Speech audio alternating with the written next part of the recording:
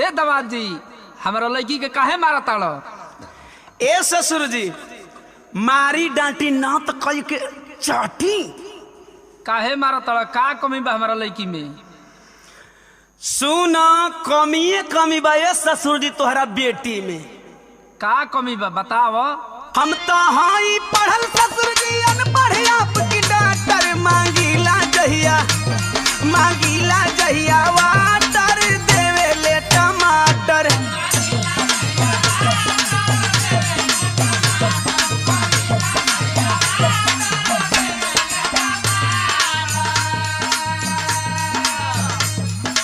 थोड़ा पढ़ के इंग्लिश बोले सीधा ना है बैंड है जो मेरा घसी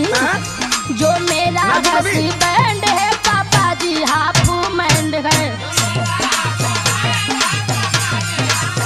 बहुत बोला तरिया भाई ना तो अरे का बोला थी तो ढेर बोला थी का।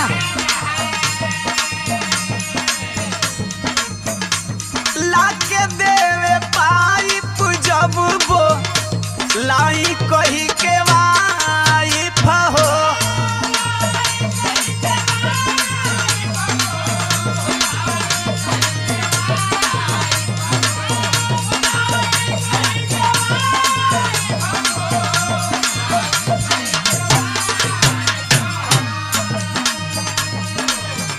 जहिया से आइल बिया नरक भइल लाइफ हो।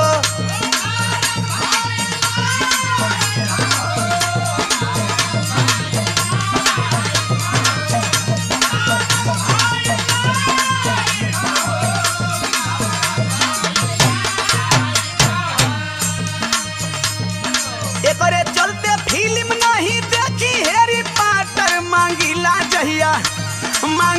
जहिया वाटर देवे ले टमाटर।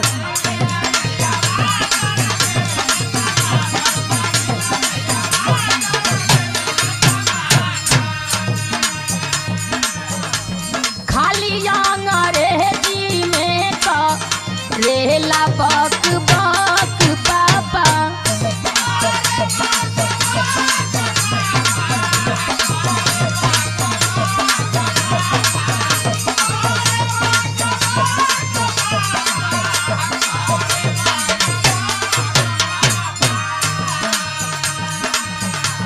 दाल भात बनावे में जाइला थक पापा।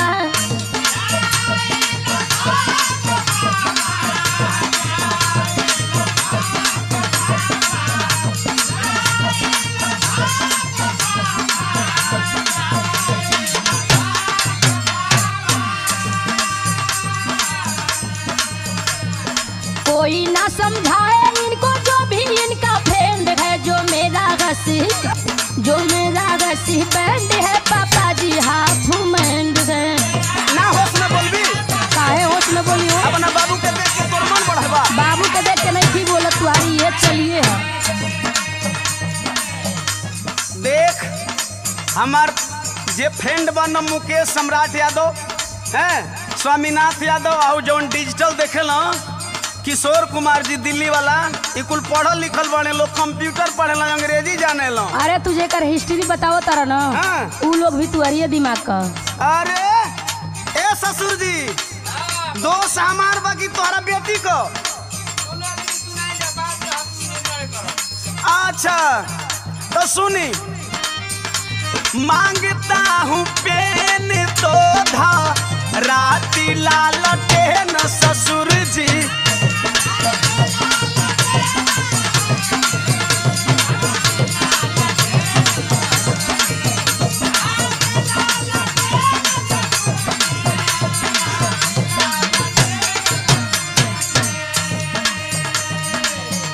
उल्टा सीधा काम कई के फेल कर दी ब्रेन ससुर जी।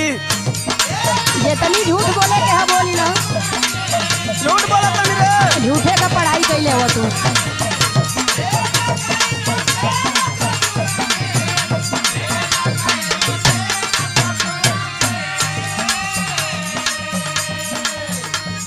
मन करता है मार दूं इसको खींच के कहियो गाटर मांगी मांगीला जहिया वाटर देवे ले टमाटर।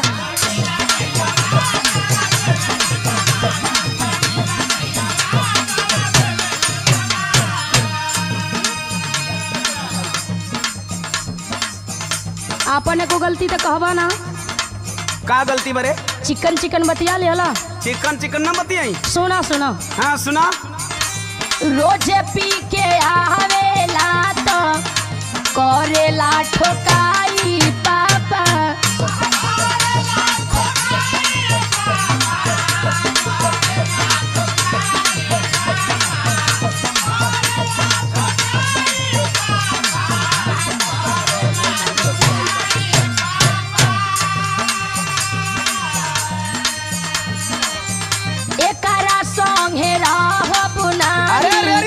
मांगिला विदाई पापा। बहुत तू अपना बाप के देख के सहक सहक बोला तारी। बोला ही के परी ना। सहूर से बोल पर मारा नहीं। अरे तो तू ढंग से बोला।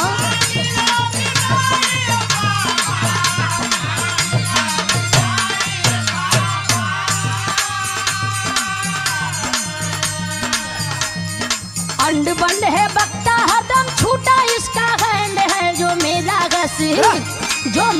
हसी बंड है पापा जी हाफ मैंड है। मांगीला जहिया वाटर देवे ले टमाटर। जो मेरा हसी बंड है पापा जी हाफ मैंड है। मांगीला जहिया वाटर देवे ले टमाटर। जो मेरा हसी बंड है पापा जी हाफ मैंड है। गलती दोनों ओर के बा, झगड़ा ना कल जाला, आपस में मिलजुल के रहल जाला।